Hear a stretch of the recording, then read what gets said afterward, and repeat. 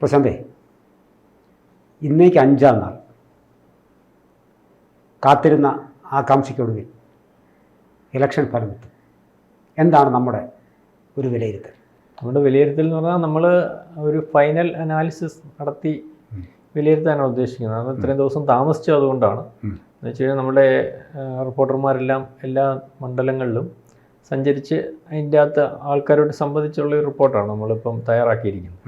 അപ്പം അതിനകത്ത് നമുക്ക് പാലക്കാട്ടും തുടങ്ങിയാൽ പാലക്കാട് ഇടതുപക്ഷത്തിന് ആഭിമുഖ്യമുള്ളൊരു മണ്ഡലമാണ്. അതെ, പാലക്കാട് 10 നിയമസഭാ മണ്ഡലങ്ങളുണ്ട്. അതിൽ 70 ഇത് രൂപീകൃതമാകുമ്പോൾ 10 നമ്മുടെ CPM-നായിരുന്നല്ലോ. പിന്നെ AKG മത്സരിച്ചിട്ടുണ്ട്.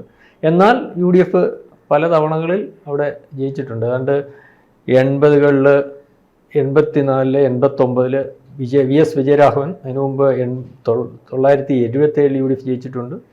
എന്നാലും അതിനുശേഷം കൃഷ്ണദാസ് വളരെ 3 ടേൺ അങ്ങോട്ട് കൃഷ്ണദാസ് ഉണ്ടായിരുന്നു. അതിനുശേഷം ഇടതുപക്ഷ പാരമ്പര്യം. പിന്നെ ഇപ്പോഴത്തെ മന്ത്രി രാജേഷിന്റെ പുള്ളി അവിടുത്തെ സ്വന്തം മണ്ഡലമായിരുന്നു. അപ്പം കഴിഞ്ഞ പ്രാവശ്യം രാജേഷ് തോറ്റു. ശ്രീകണ്ഠൻ അവിടുത്തെ DCCയുടെ പ്രസിഡന്റ്, അദ്ദേഹം ജയിച്ചു. അപ്പം ഈ പ്രാവശ്യം മത്സരം വിജയരാഘവനും LDF കാൻഡിഡേറ്റ് വിജയരാഘവനാണ്. UDF കാൻഡിഡേറ്റ് ശ്രീകണ്ഠൻ തന്നെയാണ്. ശ്രീകണ്ഠൻ മണ്ഡലത്തിലുടനീളം ഉണ്ടായിരുന്നു. പിന്നെ BJPയുടെ കാൻഡിഡേറ്റ് അത് BJPക്ക് നമ്മുടെ കൃഷ്ണകുമാറാണ്. BJPക്ക് അവിടെ കുറേ സ്വാധീനമുണ്ട്. മുനിസിപ്പാലിറ്റികളൊക്കെ ഉള്ള കൃഷ്ണകുമാർ രണ്ട് മണ്ഡലം BJPക്ക് പാലക്കാടും മലമ്പുഴയും ഉണ്ട്. അവർക്ക് സ്വാധീനം, ബാക്കിയുള്ളടത്തൊക്കെ അവർക്ക് കൃത്യമായ സ്വാധീനമൊന്നുമില്ല, പ്രവർത്തകരൊക്കെ കുറവാണ്. എന്നാലും BJP കുറേ വോട്ട് പിടിക്കാവുന്ന സ്ഥലമാണ്. BJP ജയിക്കുമെന്ന് കൃഷ്ണകുമാർ ധരിക്കുന്ന സ്ഥലമാണ്. അപ്പോൾ ഇപ്രാവശ്യം നമ്മുടെ വിലയിരുത്തൽ അനുസരിച്ച് LDF ജയിക്കുമെന്നാണ് മനസ്സിലാവുന്നത്. കാരണം വളരെ കൃത്യമായൊരു പ്രവർത്തനം LDF കാഴ്ചവെച്ചിട്ടുണ്ട്. ശ്രീകണ്ഠനെ കഴിഞ്ഞ പ്രാവശ്യത്തെ ഭൂരിപക്ഷം കുറവായതുകൊണ്ടല്ല അയാൾക്ക് വേണമെങ്കിൽ ഇപ്പോൾ വർദ്ധിപ്പിക്കാം. പക്ഷേ നമ്മുടെ ഒരു പഠനത്തിൽ നിന്ന് LDFന് സാധ്യതയാണ്. മോശമല്ലാത്ത മാർജിൻ. അതെ, ഒരു LDF സാധ്യത, അതായത് പോളിറ്റ് ബ്യൂറോ അംഗം സാധ്യതയാണ്. പിന്നെ നമ്മൾ അടുത്തത് കോഴിക്കോട് ഈ പറഞ്ഞതുപോലെ ഇടതുപക്ഷത്തിന് സ്വാധീനമുള്ള ഇതാണ്. 9 LDF ആണ്. കൊടുവള്ളി മാത്രം, മുനീറിൻ്റെ മണ്ഡലം, അവിടെ മാത്രമേ UDF ഉള്ളൂ. അപ്പം നമ്മുടെ കരീം ആണ് LDFിൻ്റെ കാൻഡിഡേറ്റ്. രാഘവൻ ഇപ്പോൾ 3 പ്രാവശ്യം കൊണ്ട് അവിടുത്തെ MP ആണ്. കാരണം നമ്മൾ ഈ പറഞ്ഞ പോലെ അത് വളരെ നേരിയ ഭൂരിപക്ഷത്തിൽ ജയിച്ചാണെന്ന് ഇപ്പോഴത്തെ PWD മന്ത്രി റിയാസാണ് തോൽപ്പിച്ചത്. റിയാസ് എന്ന് തോറ്റെന്ന് പറഞ്ഞാൽ സാഹചര്യം കൊണ്ട് അത് വന്ന് BJP സ്ഥാനത്തെ MD രമേശാണ്. പുള്ളി ഇങ്ങനെ നിരന്തരമായിട്ട് അവിടെ മത്സരിച്ചുകൊണ്ടിരിക്കുകയാണ്. മോശമായിട്ടുള്ള കാൻഡിഡേറ്റ് ഒന്നുമല്ല, നല്ല വ്യക്തിത്വമുള്ള ആളാണ്. അപ്പോൾ അതവിടെ വോട്ടിംഗ് ശതമാനം കൂട്ടും എന്ന് വിചാരിക്കുന്നു. പക്ഷേ അവിടെ ഈ പറഞ്ഞതുപോലെ കോഴിക്കോട് UDFനാണ് സാധ്യത. കാരണം ഈ നമ്മുടെ രാഘവൻ എന്ന് പറയുന്ന ആൾ വളരെ ജനകീയനായിട്ടുള്ള, പാർട്ടിക്കപ്പുറം ജനകീയനാണ്. അപ്പോൾ അദ്ദേഹം തന്നെ ജയിക്കുമെന്നാണ് നമ്മുടെ വിലയിരുത്തൽ. ഇപ്പോൾ വടകര എന്ന് പറയുമ്പം എല്ലാവർക്കും ആകാംക്ഷ ഉണ്ടാക്കുന്ന ഒരു മണ്ഡലമായിട്ട് മാറിയിരിക്കുകയാണ്. വടകര കണ്ണൂരെക്കാട്ടി കൂടുതൽ ഇടതുപക്ഷ സ്വാധീനമുള്ള മണ്ഡലമാണ്. മനസ്സിലായില്ല. അവിടെ ആകപ്പാടെ ഇപ്പോൾ ഒരു MLA ഉള്ളത് എനിക്ക് തോന്നുന്നു KK രമയാണ്. അത് രമ മാത്രം. TPയുടെ മരണത്തിന് ശേഷം UDFിൻ്റെ കൂടെ നിന്ന് ജയിച്ചതാണ്. അവർക്കൊരു ആനുകൂല്യം അവിടുത്തെ ഇടതുപക്ഷം കൊടുക്കുന്നുണ്ടാവും.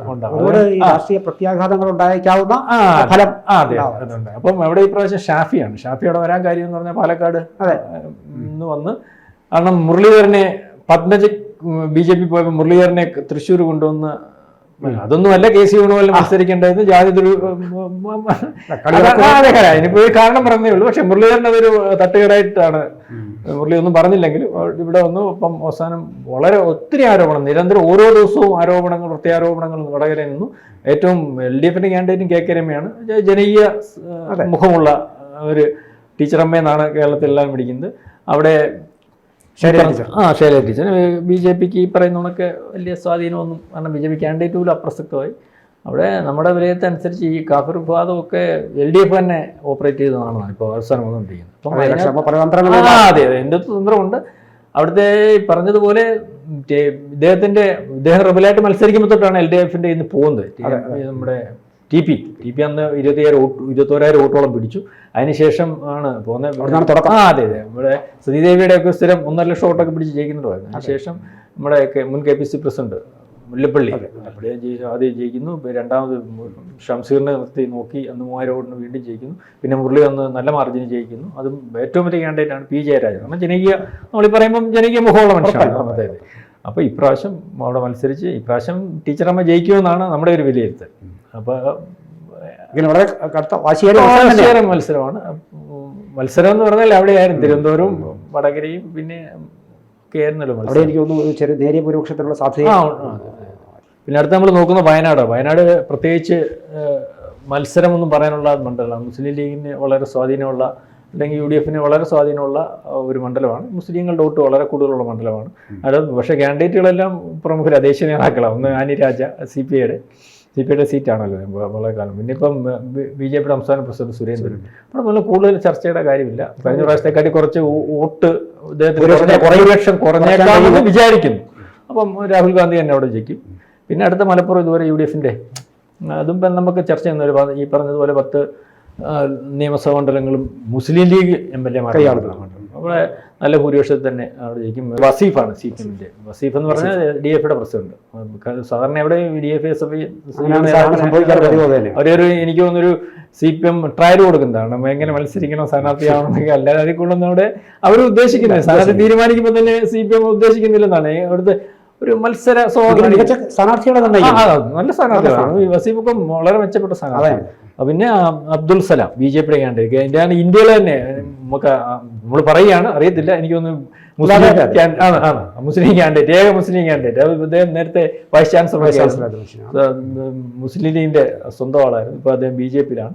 അദ്ദേഹമാണ് അവിടെ മത്സരിക്കുന്നത്. അവിടെ ഈ പറയുന്ന നമുക്ക് മുസ്ലിം ലീഗിന്റെ കാൻഡിഡേറ്റ് പിടിക്കാൻ കഴിയുമെന്നുള്ള മാത്രമേ AT മുഹമ്മദ് ബഷീർ വളരെ നല്ല ഭൂരിപക്ഷത്തിലേക്കാണ് എല്ലാ കക്ഷികളും ഇതിന് വോട്ട് ചെയ്യുന്ന ഒരവസ്ഥയാണ്. പിന്നെ അടുത്തത് പൊന്നാനിയാണ്. പൊന്നാനിയിൽ LDF കാൻഡിഡേറ്റ് ഹംസയാണ്. അത് നേരത്തെ മുസ്ലിം ലീഗിൽ നിന്ന് നല്ല വ്യക്തിത്വമുള്ള ആളാണ്. LDF കാൻഡിഡേറ്റ് ഹംസ വളരെ വ്യക്തിത്വമുള്ള ആളാണ്. മുസ്ലിം ലീഗിൽ നിന്ന് വന്ന ആളാണ്. പിന്നെ അബ്ദുൽ സമദ് UDFന്റെ. അവിടെ ചില മത്സരമൊക്കെ നടക്കാവുന്ന ഒരു സ്ഥലമാണ്. പിന്നെ BJPയുടെ ഒരു മത്സരമുണ്ട്. അവിടെ വനിതാ സ്ഥാനാർത്ഥിയാണ്. അവർ വോട്ട് പിടിക്കുക, അവർക്ക് വലിയ ആരോപണമൊക്കെ വന്നിട്ട് വോട്ട് പിടിക്കാൻ ചെല്ലുന്നിടത്ത് പ്രശ്നമുള്ള ആരോപണമൊക്കെ വന്ന സ്ഥാനാർത്ഥി. പക്ഷേ നല്ല പ്രസൻറ്റിങ് BJPയുടെ ഒരു നല്ല കാൻഡിഡേറ്റ് ആണ്. കേരളത്തിലും വോട്ട് പിടിക്കാൻ പറ്റാത്ത സാഹചര്യമുള്ള മണ്ഡലങ്ങളുണ്ടെന്ന് മനസ്സിലാവുന്നുണ്ടല്ലോ. BJP ഒരു വിഷയമാക്കി. അതെ. വടക്കേ ഇന്ത്യയിലൊന്നും അങ്ങനത്തെ സാഹചര്യം ഇപ്പൊ ഇല്ല. ഹൈദരാബാദിൽ പോലും കുറഞ്ഞു വരികയാണ്. അപ്പം നേരത്തെ CPM ജയിച്ചിട്ടുള്ള ഒരു പൊന്നാനി 2004 ജയിച്ചിട്ടുള്ളതാണ് ഹംസയായിരുന്നു അല്ലേ MP. അതെ. അപ്പോൾ പൊന്നാനി നമ്മൾ ഈ പറയുമ്പോൾ മത്സരിക്കാം, മുസ്ലിം ലീഗിന്റെ മലപ്പുറം പോലെ കുത്തക അല്ലെങ്കിൽ മത്സരിക്കാൻ പറ്റുന്ന സ്ഥലമാണ്. പക്ഷേ ഇപ്രാവശ്യം മുസ്ലിം അബ്ദുൾ സമദ് തന്നെ ജയിക്കുമെന്നാണ് നമ്മുടെ ഒരു വിലയിരുത്തൽ. അടുത്തത് നമ്മൾ തൃശ്ശൂർ ഈ പറഞ്ഞതുപോലെ ഭയങ്കര മത്സരം നടന്ന മണ്ഡലമാണ്. കാരണം സുരേഷ് ഗോപി BJPയുടെ കാൻഡിഡേറ്റാണ്. സുരേഷ് ഗോപിയെ കൊണ്ട് ക്ലാസ് മണ്ഡലമായ ഒരു പിന്നെ സുനിൽകുമാർ എന്ന് പറഞ്ഞാൽ ജനകീയനാണ്. അവിടുത്തെ നമ്മൾ ഈ പറയുന്ന എല്ലാ കാര്യത്തിലും വളരെ നേരത്തെ 3 തവണ ഞാൻ തോന്നുന്നു MLA ആയിട്ടുണ്ട്. അദ്ദേഹം കൃഷിമന്ത്രിയായിട്ടുണ്ട്. ജനങ്ങളുടെ ഇടയിൽ വളരെ വ്യക്തിത്വമുള്ള ആളാണ്. പിന്നെ ഈ മുരളീധരൻ്റെ നാടാണല്ലോ അച്ഛൻ്റെയും. അവിടെ അച്ഛൻ തോറ്റിട്ടുണ്ട്, പത്മജ സ്ഥിരമായിട്ട് തോറ്റിട്ടുണ്ട്. പിന്നെ മുരളി നേരത്തെ തൃശ്ശൂർ ഇതിലത്തെ എനിക്ക് തോന്നുന്നു സാർ പറഞ്ഞു നേരത്തെ തൃശ്ശൂരത്തെ ഈ CPI സ്ഥാനാർത്ഥികളിൽ ഈ ജയിക്കുമെന്ന് കരുതപ്പെടുന്ന ആദ്യത്തെ സ്ഥാനാർത്ഥിയാണ് സുനിൽകുമാർ. പക്ഷേ ആദ്യം സുനിൽകുമാറിന് ഇവിടെ നേട്ടമുണ്ടായിരുന്നു. മുസ്ലിങ്ങൾ ഈ ജയിക്കും അല്ലെങ്കിൽ CPMന്റെ വോട്ട് മറിച്ചു കൊടുക്കണം. അതെ, മുസ്ലിം കോർഡിനേഷൻ സുനിൽകുമാറിന് അനുകൂലമായിട്ട് വന്നു. പക്ഷേ അവിടുത്തെ പോലീസ് വിഷയം ഉണ്ടാക്കിയില്ലേ, അതിനുശേഷം വീണ്ടും മുസ്ലിങ്ങൾ മാറി ചിന്തിച്ചു. കാരണം അന്നേരമാണ് ഇപ്പോൾ 3-ാം സ്ഥാനത്തായിരുന്നു മുരളി ആരോപണം ഇറക്കി. ഇത് മനഃപൂർവ്വം ചെയ്തതാണ്. സുരേഷ് ഗോപിയെ ജയിപ്പിക്കാൻ വേണ്ടി CPM കളിച്ചാണ്. അപ്പം സുനിൽകുമാർ ജയിക്കാൻ സാധ്യതയില്ല എന്ന് പറഞ്ഞിട്ട് വീണ്ടും മുസ്ലിങ്ങൾ ഈ മുരളിക്ക് ഭാഗമായിട്ടുണ്ടെന്ന് പറയുന്നു. അവിടുത്തെ വിലയിരുത്തൽ ഈ പറഞ്ഞ പോലെ 15,000 വോട്ട് നമ്മുടെ സുനിൽകുമാർ ജയിക്കുമെന്ന് LDF, 25,000 വോട്ടിന് മുരളി ജയിക്കുമെന്ന് UDF, സുരേഷ് ഗോപി 50,000 ജയിക്കുമെന്നാണ് അവർ പറഞ്ഞത്. അവർ പറഞ്ഞാൽ അവർ ഫ്രഷായിട്ട് 60,000 വോട്ട് ചേർത്തിട്ടുണ്ട്. 60,000 അത് ചെയ്യിച്ചിട്ടുണ്ട്. പക്ഷേ അവിടെ സുരേഷ് ഗോപി ജയിക്കാനുള്ള സാധ്യത വളരെ കൂടുതലായിട്ട് കാണുന്നുണ്ട്. കാരണം അവിടുത്തെ അടിയൊഴുക്ക് അത്ര ഭീകരമാണ്. സ്ത്രീകളുടെയും അല്ലെങ്കിൽ പാർട്ടിക്ക് അപ്പുറമുള്ളവരോട്ട് അവിടെ സുരേഷ് ഗോപി ജയിക്കുമെന്ന് തന്നെയാണ്. കേരളത്തിലെ രാഷ്ട്രീയത്തിൽ തന്നെ ഒരു നല്ല പോളറൈസേഷൻ നടക്കാനുള്ള ജയിച്ചു കഴിഞ്ഞാൽ മനസ്സിലാക്കാൻ പറ്റാത്ത, അപ്പോൾ പോളറൈസേഷൻ മനസ്സിലാക്കാൻ പറ്റാത്ത വോട്ട് മറിഞ്ഞിട്ടുള്ള സ്ഥലമാണെന്നാണ് മനസ്സിലാക്കുന്നത്. നമ്മള് വെളിയിൽ കാണാത്ത അറിയാമല്ലോ. അത് ഒരു അങ്ങനത്തെ ഒരു നമ്മുടെ വിലയിരുത്തൽ അവിടെ BJP ജയിക്കുന്നതിനാണ് നമ്മുടെ വിലയിരുത്തൽ. അടുത്ത ചാലക്കുടി മണ്ഡലത്തെ പറ്റി അറിയാമല്ലോ. നേരത്തെ പൂന്തപുരം ആയിരുന്നു UDF സ്വഭാവമുള്ള മണ്ഡലമാണ്. 6 UDF കോൺഗ്രസ് തന്നെ, 6 UDF കോൺഗ്രസ് മണ്ഡലം തന്നെ 6. പിന്നെ ഇതിനകത്ത് ഈ ഒരു CPM മണ്ഡലം വരുന്നുണ്ട്, അവിടെ ബെന്നി ബെഹനാനാണ് MLA, ജനങ്ങൾക്കിടയിൽ നിൽക്കുന്ന MLA തന്നെയാണ്. പ്രാവശ്യം ഇന്നസെന്റ് ജയിച്ചു. അത് അവിടുത്തെ കോൺഗ്രസിനകത്ത്, അതെ കോൺഗ്രസിനകത്ത് കോൺഗ്രസ്സുകാർ മനഃപൂർവ്വം അയാൾ വേണ്ട എന്ന് തോപ്പിച്ചതാണ്. ഇപ്രാവശ്യം അവിടെ VDSന്റെ ഉണ്ണികൃഷ്ണൻ, പുള്ളി വ്യക്തമായ സാന്നിധ്യമൊന്നും വരുന്നില്ല, UDF ജയിക്കുമെന്നാണ് നമ്മുടെ ഒരു കണക്കൂട്ട്. പിന്നെ ആലത്തൂർ ഹരിജൻ മണ്ഡലമാണ്, പട്ടികജാതി. അപ്പോൾ അവിടെ രമ്യ ഹരിദാസ് നിലവിൽ MP മത്സരിക്കുന്നു. പിന്നെ നല്ല രാധാകൃഷ്ണനാണ് മത്സരിക്കുന്നത്, ഇപ്പോൾ മന്ത്രിയാണ്. അദ്ദേഹത്തിന് വളരെ വ്യക്തിത്വമുള്ള മണ്ഡലമാണ്. അവിടെ എല്ലാ രീതിയിലും ഒരു ഇടതുപക്ഷക്കാരനെ ചൂണ്ടിക്കാണിക്കാൻ കേരളത്തിൽ ഇപ്പം വളരെ കുറച്ച് ഇടതുപക്ഷക്കാരിൽ ഒരാളാണ് രാധാകൃഷ്ണൻ എന്ന് പറയേണ്ടി വരും. കാരണം ഏത് പല മേഖലയിലും അദ്ദേഹം ഇരുന്നിട്ടുണ്ട്. അതിൻ്റെ ഒരു ഗുണമോ ഇപ്പോഴത്തെ രാഷ്ട്രീയക്കാർക്ക് ഉണ്ടാകുന്ന ഗുണമൊന്നും അദ്ദേഹത്തിൻ്റെ വീട് ഉണ്ടായിട്ടില്ല. പിന്നെ സാത്വികനാന്ന് പറയാൻ, കല്യാണമൊന്നും കഴിച്ചിട്ടില്ല, പാർട്ടിക്ക് വേണ്ടി നിൽക്കുകയും പാർട്ടി അതുകൊണ്ടാണ് അദ്ദേഹം തടയാനൊക്കാത്തത്. ആൾക്കാർക്ക് ഭയങ്കര അംഗീകാരമുള്ള മനുഷ്യനാണ്. യാതൊരു രീതിയിലും ഇപ്പോഴത്തെ ചില മാർക്സിസ്റ്റ് നേതാക്കന്മാർക്ക് ഉണ്ടാകുന്ന ഹുങ്കും അല്ലെങ്കിൽ ഒരു ഗമയും കാര്യങ്ങളും ഒന്നുമില്ല. വീട്ടിലോട്ട് പോകാൻ ആദ്യത്തെ പ്രാവശ്യം മന്ത്രിയായപ്പോൾ അദ്ദേഹത്തിന് വഴി പോലും ഇല്ലായിരുന്നു, പമ്പിലായിരുന്നു കൊണ്ട് കാറിടുന്നത്. വീട് അതിന് ശേഷമായിരുന്നു വയർ ചെയ്തത്. അത്രയ്ക്കുള്ള കുടുംബമേ ഉള്ളൂ. അപ്പോൾ അദ്ദേഹം ജയിക്കാനാണ് ഒരു സാധ്യത എന്നാണ് എനിക്ക് തോന്നുന്നത്. രമ്യ ഹരിദാസ് മണ്ഡലത്തിൽ ഉണ്ടായിരുന്നു, പക്ഷേ കഴിഞ്ഞ പ്രാവശ്യത്തെ ഒരു തരംഗം എന്ന് പറഞ്ഞാൽ, രമ്യ ജയിക്കാനുള്ള തരംഗം എന്ന് പറഞ്ഞാൽ ഈ ശബരിമലയും അതുകൊണ്ടൊക്കെ ജയിച്ചാണ്. ഇടതുപക്ഷത്തിന് വളരെ അവകാശപ്പെടുന്നതിലും ഉപരിയായിട്ടുള്ള ഒരു പ്രഭാവമുള്ള ശൈലിയുള്ള ജീവിത ശൈലിയുള്ള ആളാണ്. പിന്നെ അവിടെ ഇടതുപക്ഷത്തിന് കുത്തക എന്ന് പറയാൻ പറ്റുന്ന മണ്ഡലങ്ങളൊന്നും തന്നെ അവിടെ വളരെ സ്വാധീനമുള്ള മണ്ഡലമാണ് ഈ ആലത്തൂർ. പിന്നെ അടുത്തത് നമ്മൾ ആലപ്പുഴ ഇതുപോലെ ഭയങ്കര മത്സരമായിരുന്നു. ആരിഫ് നിലവിൽ MP മത്സരിക്കുന്നു. KC വേണുഗോപാൽ അവിടുത്തെ വാർഡുമൊക്കെ അടച്ചിട്ട് ഇവിടെ വന്ന് സംഘടനാ സെക്രട്ടറിയാണ്. നമ്മൾ ഈ പറയേണ്ട ഒരു കാര്യം സാറേ, ഈ സംഘടനാ സെക്രട്ടറി എന്ന് പറഞ്ഞാലേ, ഒരു ദേശീയ പാർട്ടി സംഘടനാ സെക്രട്ടറി ഒരു നിമിഷം പോലും ഈ ഡൽഹിയിൽ നിന്ന് മാറി നിൽക്കാൻ പറ്റുന്ന ഒരു അവസ്ഥയാണ്. ആ സമയത്താണ് അദ്ദേഹം അവിടെ വാർഡും അടച്ചിട്ട് ഇവിടെ വന്ന് മത്സരിക്കുന്നത്. അപ്പൊ തന്നെ ഈ സാധാരണ ചിന്തിക്കുന്ന ഒരാൾക്കറിയാം അവിടെ ഇരുന്നിട്ടും ഒരു കാര്യമില്ലെന്ന്. ലക്ഷ്യങ്ങളും പറയുന്നുണ്ട്. അതെ, അവിടെ ഇരുന്നിട്ടും ഒരു കാര്യമില്ല എന്ന് തോന്നിയിട്ടാണല്ലോ ആ മത്സരം. കാരണം കിട്ടാൻ എന്തെങ്കിലും ഉണ്ടെങ്കിൽ കേരളത്തിൽ നിന്നാണ് അത് ഇവിടെ മത്സരിക്കും. അപ്പോൾ അദ്ദേഹം മത്സരിക്കുന്നു. നമ്മൾ പുള്ളിയുടെ പേര് പറഞ്ഞപ്പോൾ ഇത്രയും കാര്യങ്ങൾ പറയുന്നേ ഉള്ളൂ. പിന്നെ ശോഭാ സുരേന്ദ്രൻ BJPയുടെ ഇപ്പോൾ ഏറ്റവും പുള്ളിങ് കാൻഡിഡേറ്റ്. കാരണം പാർട്ടിക്കപ്പുറം ജനങ്ങൾക്ക് ഇഷ്ടമുള്ള ഒരു സ്ത്രീയാണ്. അവർ അവിടെ വളരെ ഒരു മുന്നേറ്റം നടത്തിയിട്ടുണ്ട്. വോട്ടൊക്കെ ഈ പറയുന്ന പോലെ 3 ലക്ഷത്തിനടുത്ത് ആൾക്കാർ വിലയിരുത്തുന്നുണ്ട്. പക്ഷേ അവിടെ എന്തെങ്കിലും അടിയൊഴുക്കുന്നു നമുക്ക് പുറമേ കാണാൻ പറ്റുന്നില്ല. ചിലപ്പോൾ അടിയൊഴുക്ക് സംഭവിച്ചേക്കാം. 60% SNDP വോട്ടുള്ളതാണ്. ഞാൻ ആലപ്പുഴ മണ്ഡലം മുഴുവൻ സഞ്ചരിച്ചു. അപ്പൊ സാറിന്റെ ഒരുപക്ഷെ ജയിച്ചേക്കാം എന്നൊരു അവിടുന്ന് വരുന്നവരെല്ലാം അങ്ങനെ. ഞങ്ങളുടെ അവിടെ എൻ്റെ വീട്ടിലെ ആശാരിപ്പണിക്ക് വരുന്ന ആൾക്കാർ ആലപ്പുഴയിൽ നിന്ന് വരുന്നുണ്ട്. അവർ പറയുന്ന ഷോ ജയിക്കുമെന്ന്. അവരൊക്കെ വോട്ട് ചെയ്തിട്ട് വന്നവരാ. CPMന്റെ ആഭിമുഖ്യമുള്ള ആൾക്കാരൊക്കെ. അവരൊക്കെ പക്ഷേ ഇപ്രാവശ്യത്തിലേക്ക് ആൾക്കാരെ കൊണ്ട് പറയിക്കുന്ന അവസ്ഥയിലേക്ക് കാര്യങ്ങൾ മാറ്റിയെടുക്കാൻ കഴിഞ്ഞു. മാത്രമല്ല അവിടെ ഭയങ്കര വർഗീയ ധ്രുവീകരണം, അതിലെ കൊലപാതകമൊക്കെ വന്നിട്ട് മുസ്ലിങ്ങൾ ശോഭ വീട്ടിൽ ചെല്ലാൻ സമ്മതിച്ചിട്ടില്ല, പല വീടുകളും കയറാൻ സമ്മതിച്ചിട്ടില്ല. അപ്പോൾ ഒരു ധ്രുവീകരണമൊക്കെ എങ്ങനെ ഉണ്ട്, അത് എങ്ങനെ സംഭവിച്ചിട്ടുണ്ടെന്ന് അറിയത്തില്ല. അങ്ങനെ ഉണ്ടെങ്കിൽ ശോഭയ്ക്ക് ഒരു സാധ്യതയുണ്ട്. പക്ഷേ നമ്മുടെ വിലയിരുത്തലിനകത്ത് KC വേണുഗോപാൽ ജയിക്കാനാണ് ഇപ്പോഴത്തെ സാധ്യത. കാരണം അവിടെ ഈ ഒരു വർഗീയ കാർഡൊക്കെ വളരെ മുസ്ലിങ്ങളെല്ലാം കൂടെ ആരിഫിന് വോട്ട് ചെയ്യുന്ന ഒരവസ്ഥ വരുന്നു. പിന്നെ അങ്ങനത്തെ ഇപ്പം വിലയിരുത്തൽ നേരിയ ഭൂരിപക്ഷത്തിനെങ്കിലും UDF കാൻഡിഡേറ്റ് ജയിക്കാനാണ് സാധ്യത. പിന്നെ എറണാകുളത്തിനകത്ത് ഈ ഹൈബിയുടെ നിലവിൽ MP ആണല്ലോ. അവിടുത്തെ ഒരു വിലയിരുത്തലിന്റെ കാര്യമില്ല. അദ്ദേഹത്തിന്റെ അച്ഛൻ നേരത്തെ MP ആണ്. UDFന്റെ ഒരു അപ്രമാദം. അതെ, ഈ വയനാട് പോലൊക്കെ തന്നെ നമ്മൾ ഈ പറഞ്ഞ 7 മണിക്ക് എണ്ണാൻ തുടങ്ങി 7:15 ആകുമ്പോൾ പ്രഖ്യാപിക്കാവുന്ന ഒരു മണ്ഡലമാണ് അവിടെ. പക്ഷേ BJPയുടെ കാൻഡിഡേറ്റ് നമ്മൾ പ്രഗത്ഭന രാധാകൃഷ്ണൻ സാറാണ്. അദ്ദേഹം PSC ചെയർമാനെ സംസ്ഥാന സെക്രട്ടറി വളരെ നല്ല വ്യക്തിത്വമാണ്. BJP കുറേ വോട്ട് അദ്ദേഹം നേരത്തെക്കാട്ടിൽ ഉണ്ടാക്കും ഉറപ്പായിട്ടും. നല്ല വ്യക്തിത്വമാണ്. പിന്നെ ഒരു ടീച്ചർ, ഷൈൻ ടീച്ചർ, അവർ അവിടുത്തെ പാർട്ടിക്കാർക്ക് പോലും അറിയത്തില്ലെന്നാണ് പറയുന്നത്. അവിടെ എന്തായാലും എറണാകുളം നമുക്ക് ഇനി ചർച്ച ചെയ്യേണ്ട, അവിടെ UDF തന്നെ. പിന്നെ കോട്ടയം ഇപ്രാവശ്യം UDF LDF തമ്മിൽ നല്ല മത്സരമാണ്. ഫ്രാൻസിസ് ജോർജിനെ അറിയാമല്ലോ സാറിന്, അത് നല്ലൊരു വ്യക്തിത്വമാണ്. തോമസ് ചാഴിക്കാരൻ മോശമാണെന്നല്ല, നല്ല മനുഷ്യനാണ്. കാരണം ഈ തോമസ് ചാഴിക്കാരനെ നമ്മൾ പഠിക്കുമ്പം ഈ മാണി ഗ്രൂപ്പ് പോലുള്ള പാർട്ടി, കേരള കോൺഗ്രസ് പാർട്ടിക്കകത്ത് ഈ അഴിമതി ഇല്ലാത്ത, CFന്റെ കൂട്ട് അഴിമതി ഇല്ലാത്ത അല്ലെങ്കിൽ ആരോപണം ഇല്ലാത്ത ഒരു വ്യക്തിത്വമാണ്. MLA ആയിട്ട് MP ആയിട്ട് അദ്ദേഹത്തിൻ്റെ പേരിലൊരു നല്ല മനുഷ്യൻ എന്നുള്ളതാണ്. അഴിമതിക്ക് അപ്പുറമാണ്. പക്ഷേ ഇപ്രാവശ്യത്തെ അവിടുത്തെ ഒരു പ്രശ്നം എന്ന് പറഞ്ഞാൽ BDJS ഈ നല്ലപോലെ വോട്ട് പിടിക്കാൻ സാധ്യതയുണ്ട്. അവിടെ അങ്ങനെ വോട്ട് പിടിക്കുകയാണെങ്കിൽ അദ്ദേഹം വെള്ളാപ്പള്ളിയുടെ മകനാണല്ലോ, അത് വോട്ട് പിടിക്കാൻ സാധാരണ നല്ല പ്രചരണത്തിലാണ്. ഒരു ആത്മവിശ്വാസത്തിലുള്ള നല്ല ഷോട്ട് ഞാൻ കൊണ്ടെന്നുള്ള രീതിയിൽ വെള്ളാപ്പള്ളിയൊക്കെ പറയുകയൊക്കെ ചെയ്തു. ഇപ്പോൾ തുഷാർ വോട്ട് പിടിക്കാൻ സാധ്യതയുണ്ട്. പിന്നെ ഈ മറ്റേ മാണിസാറ് നിൽക്കുമ്പോൾ ഉള്ള അടിത്തറയൊന്നും മാണിക്ക് ഇല്ല. മാത്രമല്ല ഇടതുപക്ഷത്തിനകത്ത് വന്നതിനകത്ത് അണികളുടെ ഇടയിൽ അതിർത്തി ഉണ്ടെന്നാണ് ഇപ്പം പുറത്തു വരുന്നൊരു വിവരം. മനസ്സിലായി. അത് മേളിലെ നേതാക്കന്മാർ മാത്രമായിട്ടുള്ള ഒരു അഡ്ജസ്റ്റ്മെൻറ്റും കാര്യങ്ങളൊക്കെ കൂടി വരുന്നതായി. അതെ. അപ്പം അവിടെ തോമസ് ചാഴിക്കാടൻ തോക്കാനാണ് സാധ്യത. ഫ്രാൻസിസ് ജോർജ് തന്നെ ജയിക്കുമെന്നാണ് അതിനാണ് സാധ്യത. പിന്നെ ഇടുക്കിയിലെ ഡീൻ കുര്യാക്കോസ് പിന്നെ ജോയ്സ് ജോർജ് കൂടാണ്. ജോയ്സ് ജോർജ് നേരത്തെ MP ആയിരുന്നു. അന്ന് ഡീൻ കുര്യാക്കോസിനെ തോൽപ്പിച്ചു. അന്നത്തെ ഒരു സാഹചര്യം സാറിന് അറിയാമല്ലേ, വലിയവരെ കർഷകൻ പിന്നെ പാറമടക്കാരുടെ ലോബിയ പള്ളിയിലച്ച് അതെങ്കിൽ അങ്ങനത്തെ ഒരു എല്ലാം കൂടെ ഒന്ന് ജയിച്ച ആൾ കോൺഗ്രസ്സുകാരൻ തന്നെയാണ്. ഇപ്പോൾ ചുറ്റി നക്ഷത്രത്തിൽ മത്സരിക്കുന്നുണ്ടെന്ന് പറഞ്ഞത്. പിന്നെ ഇപ്പോഴത്തെ നിലവിൽ MP വളരെ ജനകീയനാണ്. അവിടെ അദ്ദേഹത്തിന് നല്ല അഭിപ്രായമാണ്. ഇവിടുത്തെ ഒരു വിലയിരുത്തൽ കൂടുതൽ പോകാനൊന്നുമില്ല. ഈ നമ്മുടെ BJPക്കൊന്നും വലിയ അതെ ഒന്ന് മത്സരിക്കുന്ന ക്യാൻഡിഡേറ്റിനെ പോലും വ്യക്തമല്ലാത്ത, അല്ലെങ്കിൽ നമുക്ക് പറയാൻ പറ്റും, എന്നാലും മണ്ഡലത്തിൽ വ്യക്തമുണ്ട്. അപ്പം അവിടെ UDF-നാണ് സാധ്യത കാണിക്കുന്നത്. UDF ജയിക്കുന്ന തന്നെയാണ്.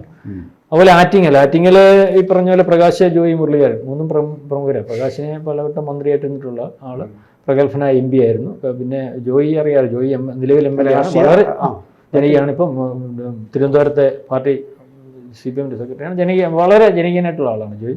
പിന്നെ മുരളീധരൻ സഹമന്ത്രിയായിരുന്നല്ലോ. അപ്പം അവിടെ നല്ലൊരു മത്സരം നടക്കുന്നുണ്ട്. കഴിഞ്ഞ പ്രാവശ്യം ഈ തരംഗം പല തരംഗങ്ങളും ഉള്ള സമയത്ത് പോലും ആറ്റിങ്ങൽ പിടിച്ചു നിന്നിട്ടുള്ള മണ്ഡലമാണ്. ഇവിടെ വയലാറവി അവിടെ മത്സരിച്ച് തലേക്കുന്ന് മിഷറൊക്കെ നേരത്തെ ജയിച്ചിട്ടുണ്ട്. അതെ, അത് വളരെ ഈ പറഞ്ഞതുപോലെ വയലാറവിയെ പറ്റിയൊക്കെ അറിയാമല്ലോ, നമ്മൾ നിസ്സാരമായിട്ട് കാണേണ്ട ഒരു നേതാവല്ല. ഇപ്പോൾ പ്രകാശ് അവിടെ നിൽക്കുകയാണ്. പ്രകാശ് ജനകീയ MP ആയിരുന്നു. കഴിഞ്ഞ പ്രാവശ്യം CPM-നെ ഇവിടെ തോൽപ്പിച്ചു. ഈ പ്രാവശ്യം പക്ഷേ അവിടുത്തെ ചിത്രം CPM അത് പിടിച്ചേ മതിയാവും എന്ന് പറഞ്ഞുകൊണ്ട് നിൽക്കുന്ന ഒരു അവസ്ഥ. കാരണം LDF-ന് വളരെ ഈ പറഞ്ഞതുപോലെ സ്വാധീനമുള്ള ഒരു മണ്ഡലമാണ്. പന്നിയൻ ദേവി തിരുവനന്തപുരത്ത് ജില്ലയിലെ മൊത്തം രാഷ്ട്രീയ CPM-ൻ്റെ നേതാക്കന്മാരും അവിടെ കേന്ദ്രീകരിച്ചിട്ടുണ്ടായിരുന്നു. പ്രകാശ് തിരുവനന്തപുരത്ത് നിന്ന് പോലും തിരുവനന്തപുരത്ത് ഇല്ലായിരുന്നു. നമ്മളെന്തിനാ പറയുന്നത്? തിരുവനന്തപുരത്തെ പന്നിയത്തിൻ്റെ കൂടെ സത്യം പറഞ്ഞാൽ ആരും ഇല്ലായിരുന്നു. എല്ലാവരും ഇഞ്ഞു പോകുന്നു. അപ്പോൾ അദ്ദേഹത്തെ ജയിപ്പിച്ചെടുക്കേണ്ട ഒരു അവസ്ഥ പാർട്ടിക്കകത്തുണ്ട്. പല കാരണങ്ങളുണ്ട്. അത് ജില്ലാ സെക്രട്ടറി സ്ഥാനത്ത് മാറണമല്ലോ. അതെ, അവിടുത്തെ ഇദ്ദേഹത്തെ ഇപ്പം CPM-ൻ്റെ സംസ്ഥാന സെക്രട്ടറി ഈ ജില്ലാ സെക്രട്ടറിയാക്കി വെച്ച അവിടുത്തെ ഗ്രൂപ്പിനെ അതിജീവിച്ച് വെച്ചത്. കാരണം ഇദ്ദേഹത്തിന് വ്യക്തിത്വം ഉണ്ടായിരുന്നു. അവിടെ ഈ സാധാരണ സെക്രട്ടേറിയറ്റ് വന്നു കഴിഞ്ഞാൽ അന്നേരം തന്നെ ജില്ലാ സെക്രട്ടറി മാറുന്നത്. അങ്ങനെ അവിടെ ഇപ്പം സെക്രട്ടേറിയറ്റ് വന്നു കഴിഞ്ഞാൽ എത്ര ആൾ ജില്ലാ സെക്രട്ടേറിയറ്റ് എന്നറിയാം. കാരണം അവിടെ മാറ്റാൻ പറ്റുന്നില്ല. 3-4 ഗ്രൂപ്പുണ്ട്. ഒന്ന് ഇദ്ദേഹത്തിന് ശിവൻകുട്ടിയുടെ നേതൃത്വത്തിൽ, പിന്നെ പഴയ നമ്മുടെ ദേവസ്വം ബോർഡ് മന്ത്രി നേതൃത്വത്തിൽ ഗ്രൂപ്പുണ്ട്. വ്യക്തമായ എല്ലാവർക്കും അറിയാം. അപ്പം ഇദ്ദേഹത്തെ വെച്ചു. അപ്പം ഇദ്ദേഹത്തെ മാറ്റിയാൽ കൊള്ളാമെന്നുള്ളൊരു കാര്യമുണ്ട്. അതുകൊണ്ട് ഈ സ്ഥാനാർത്ഥിയായി ജയിച്ചാൽ ഇപ്പം ജയിപ്പിക്കുന്നതിനകത്തില്ല. നമ്മുടെ ഒരു സിനിമ കണ്ടിട്ടുണ്ടല്ലോ, ഇത് വെള്ളിമൂങ്ങ. അതെ, അതിൻ്റെ ഒരു ഇതുണ്ട്. പ്രകാശിനെ നമുക്ക് ഈ പുറത്തു നിന്ന് കാണാൻ പറ്റത്തില്ല. പക്ഷെ നമ്മുടെ വിലയിരുത്തൽ അവിടെ ജോയി ജയിക്കുമെന്നാണ് ഈ മനസ്സിലാവുന്നത്. കഴിഞ്ഞ പ്രാവശ്യം പ്രകാശ് ജയിക്കുന്ന LDF-ന് യാതൊരു തോന്നലും ഇല്ലായിരുന്നു. പക്ഷേ പ്രകാശ് ജയിച്ചു വന്നു. കൊല്ലത്ത് പ്രേമേന്ദ്രൻ, കൊല്ലത്തെ ഇടതുപക്ഷ സ്വഭാവമുള്ള മണ്ഡലം. നമുക്ക് അതിനകത്ത് പ്രേമേന്ദ്ര വ്യക്തിപ്രഭാവത്തിന് മുമ്പിൽ അതെല്ലാം മറികടക്കും. കോഴിക്കോട് പറഞ്ഞതുപോലെ അതെ, രാഹുവിൻ്റെ കാര്യം മുകേഷാണ്. പിന്നെ LDF-ന് സ്വാധീനം പ്രേമേന്ദ്ര വ്യക്തിത്വം. RSP എന്ന് പറഞ്ഞാൽ ആകെ ഇപ്പം പറയാവുന്ന ഒരു MP ഇന്ത്യയിൽ അദ്ദേഹം മാത്രമേ വരത്തുള്ളൂ.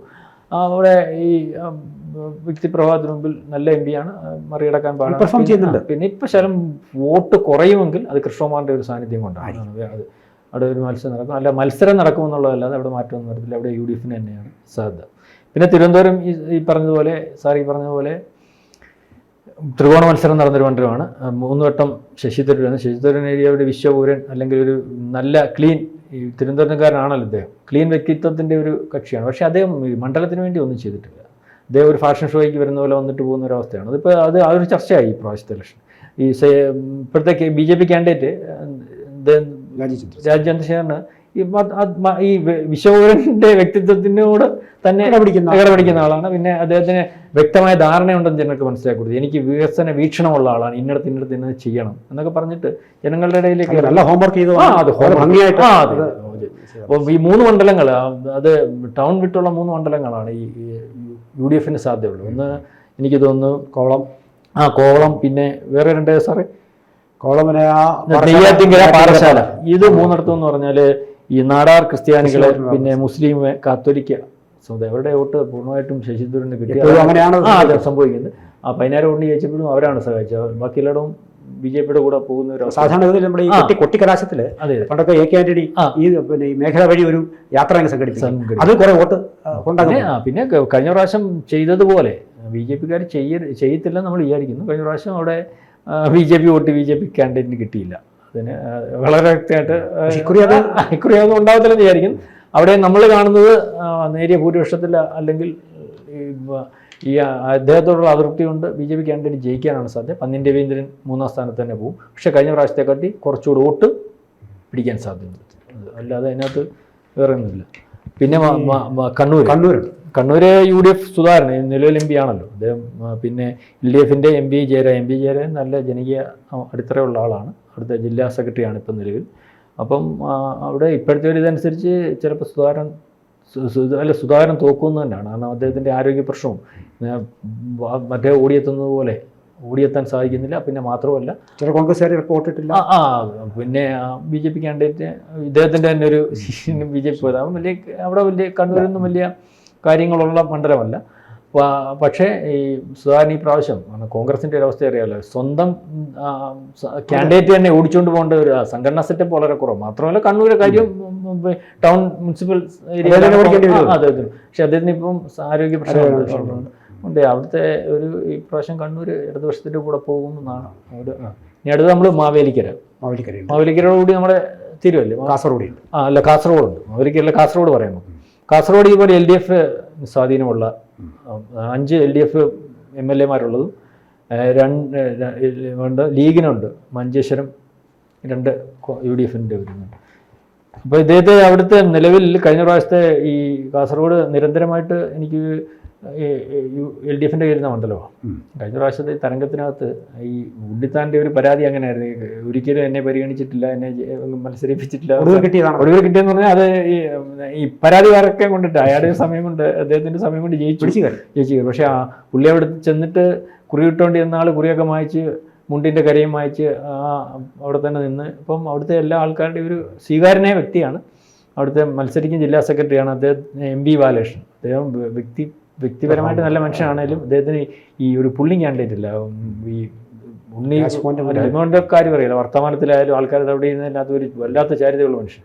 അവിടെ അദ്ദേഹം തന്നെ ജയിക്കുമെന്നാണ് നമുക്ക് വിലയിരുത്താൻ സാധിക്കുന്നത്. പിന്നെ പത്തനംതിട്ട ആൻ്റണി, പിന്നെ തോമസ് ഐസക്കും അനിൽ ആൻ്റണി അവിടെ ചർച്ച ചെയ്യപ്പെട്ട മണ്ഡലമാണ്.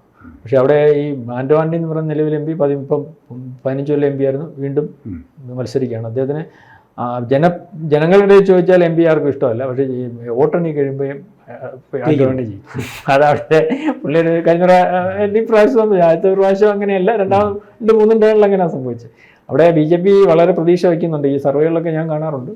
പക്ഷേ BJPക്ക് അവിടെ എനിക്ക് കഴിഞ്ഞ പ്രാവശ്യം പിടിച്ച് വോട്ട് പിടിക്കുമെന്ന് പോലും നമ്മുടെ വിലയിരുത്തലിന് സാധ്യതയില്ല. കാരണം അവിടെ ഇദ്ദേഹം അല്ലായിരുന്നു ക്യാൻഡിഡേറ്റ് ആവേണ്ടത്. ഇപ്പോഴത്തെ ഒരു സാഹചര്യത്തിൽ അവിടെ ക്യാൻഡിഡേറ്റ് ആവേണ്ടത് ഈ പറയുന്ന നമ്മുടെ PC ജോർജ് അദ്ദേഹത്തിൻ്റെ മകനായിരുന്നു. PC ജോർജ് തന്നെ ആയിരുന്നല്ലോ. കാരണം അദ്ദേഹത്തിന് ക്രിസ്ത്യൻ വോട്ടിനകത്ത് വളരെ ഒരു വിള്ളൽ സംഭവിപ്പിക്കാൻ കഴിയുമായിരുന്നു. കാരണം അവിടുത്തെ ചില മുസ്ലിം ക്രിസ്ത്യൻ പ്രശ്നങ്ങൾ ആ മണ്ഡലത്തിലാണ് ഉടലെടുത്ത് നിൽക്കുന്നത്. പള്ളിയുടെ പ്രശ്നവും അവിടുത്തെ പള്ളിയിലച്ഛൻ്റെ അത് PC ജോർജാണ് ഏറ്റെടുത്തത്. അത് വൈകാരികമായ പ്രശ്നം അവരുടെ ഉള്ളിൽ കത്തുന്നത്. അപ്പോൾ അത് സാധിച്ചേനെ. പക്ഷേ അനിൽ ആൻ്റണിക്ക് അത്രത്തോളം വരാൻ പറ്റിയിട്ടില്ലെന്നാണ് വിലയിരുത്തൽ. അവിടെ വോട്ടിംഗ് പെർസെൻറ്റ് കൂടും. പക്ഷേ കഴിഞ്ഞ പ്രാവശ്യം വോട്ടിംഗ് പെർസെൻറ്റ് 28 എങ്ങുണ്ടാകും. കഴിഞ്ഞ പ്രാവശ്യത്തെ ഈ വികാരത്തിനകത്തെ ശബരിമല വോട്ട് വിഷയം അവിടെ ജയിക്കുമെന്ന് ഇവർ പറഞ്ഞിട്ടായിരുന്നു. ആ 28+ ക്രിസ്ത്യൻ വോട്ടെന്നാണ് പറയുന്നത്. കഴിഞ്ഞ പ്രാവശ്യം മൊത്തം ഹിന്ദു വോട്ടാണ് 28% എന്ന് പറയുന്നത്. ആ വോട്ടിനകത്ത് ക്രിസ്ത്യൻ വോട്ട് ഒരു 50,000 പിടിച്ചാൽ ജയിക്കും. പക്ഷേ അതിനുള്ള സാധ്യതയില്ല. അവിടെ ആ ഒരു സാധ്യത കണക്കിലെടുത്തിട്ടാണ്. അതെ, അവരിപ്പോഴും കാൽക്കുലേറ്റ് ചെയ്യുന്നതാണ്. പക്ഷെ അവർക്ക് ഈ ഹിന്ദു വോട്ട് അതുപോലെ പിടിച്ചു നിർത്താൻ പറ്റുമെന്ന് എനിക്ക് തോന്നുന്നില്ല. അത് തോന്നുന്നില്ല. അതുകൊണ്ട് അവിടെ തോമസ് ഐസക്കിനെ ഈ പറയുന്ന കണക്കൊന്നും സ്വാധീനം, അതായത് ഈ നമുക്ക് ക്രിസ്ത്യൻ വോട്ട്സ് കിട്ടില്ല എന്ന് ഇദ്ദേഹം തോറ്റു കഴിഞ്ഞാൽ ക്രിസ്ത്യൻ വോട്ട്സ് കിട്ടില്ല എന്ന് ഉറപ്പായി. ക്രിസ്ത്യൻ വോട്ട് കിട്ടിയാൽ തന്നെ കഴിഞ്ഞ പ്രാവശ്യം അവിടെ സംഭവിച്ചത് എന്തോന്ന് സാറിന് അറിയോ? കഴിഞ്ഞ പ്രാവശ്യം കണക്ക് കൂട്ടിയപ്പോൾ LDF-ൻ്റെ വോട്ട് അവിടെ ഉണ്ട്. LDF-ൻ്റെ വോട്ട് ഉണ്ട്. 1.5 ലക്ഷം വോട്ട് അധികം BJP പിടിച്ചു. LDF-ൻ്റെ വോട്ടാണ് BJP പിടിച്ചുകൊണ്ട് പോയത്. പക്ഷേ വീണ ജോർജ് ക്രിസ്ത്യാനികളുടെ ഇടയിൽ വോട്ടും കൊണ്ട് പോകുന്നു. അവസാനം ശരിക്കും പറഞ്ഞാൽ അവസാനം ആ മണ്ഡലം മാത്രം വീണ ജോർജ് ജയിക്കുന്ന ഒരവസ്ഥ വന്നപ്പോൾ RSS 30,000 വോട്ട് മാറ്റി ചെയ്താണ് ഈ അനിൽ ആൻ്റണിയെ ജയിപ്പിക്കുന്നത്. കാരണം ആ ഒരു എവിടെ ഒരു വിഷയം എന്ന് പറഞ്ഞാൽ ശബരിമല വിഷയം ബാക്കിയുള്ളതെല്ലാം അനുകൂലമാവുകയും ശബരിമല മണ്ഡലത്തിൽ സ്ഥാനാർത്ഥി CPM-ൻ്റെ ജയിക്കുകയും ചെയ്താൽ ഒറ്റ സീറ്റ് മതി. അതിന് സാധ്യത വളരെ കൂടുതലായിരുന്നു. ഇപ്രാവശ്യം ആ കഴിഞ്ഞ പ്രാവശ്യം ശബരിമലയ്ക്ക് പിടിച്ച ഹിന്ദു വോട്ട് അതുപോലെ അവിടെ നിൽക്കണം, നിന്നിട്ട് അല്ലാണ്ട് കുറെ ക്രിസ്ത്യൻ വോട്ട് പിടിക്കുമെന്ന് നമുക്ക് കണക്ക് കൂട്ടാം. പക്ഷേ മറ്റേത് അവിടെ നിൽക്കണം, നിന്നാലേ അല്ലാണ്ട് പിടിക്കുന്ന വോട്ട് കൊണ്ട് പ്രയോജനം ഉണ്ടാകത്തുള്ളൂ. പിന്നെ LDF കാൻഡിഡേറ്റ് ഈ പറയുന്ന കണക്ക് അവിടെ മത്സരിക്കും എന്നുള്ളതല്ലാതെ പ്രത്യേകിച്ച് കാര്യങ്ങളൊന്നും ജയിക്കാൻ സാധ്യതയില്ല. അതാണ് പത്തനംതിട്ടയിൽ. പിന്നെ മാവേലിക്കരയാണ് നമുക്ക്, മാവേലിക്കരയുടെ കൂടി നമ്മുടെ വിലയിരുത്തൽ തീരുമല്ലോ. കാരണം മാവേലിക്കര ആ മണ്ഡലം ഉണ്ടായതിനു ശേഷം കൊടിക്കുന്നിൽ സുരേഷ് ജയിച്ചിട്ടുള്ളൂ. എനിക്ക് തോന്നുന്നു പുള്ളി 12 മത്സരിച്ചിട്ടുണ്ട്. 10ാമത്തെ തവണ നീണ്ട വർഷക്കാലമായി ജനകീയ MP. പിന്നെ അദ്ദേഹത്തിന് അതൃപ്തിയുണ്ട് കേട്ടോ. അതൃപ്തി എന്ന് പറഞ്ഞാൽ വേറെ എന്ത്, സ്ഥിരമായിട്ടൊരു ഒരാളെ ഇങ്ങനെ കണ്ടെങ്കിൽ കുഴഞ്ഞെന്നുള്ളതേ ഉള്ളൂ. അരുൺകുമാറിന് ഒരു തിളങ്ങാൻ പറ്റിയിട്ടുണ്ട്. എന്തുവാ യുവാവെന്നുള്ള YF-ന്റെ നേതാവാണ്.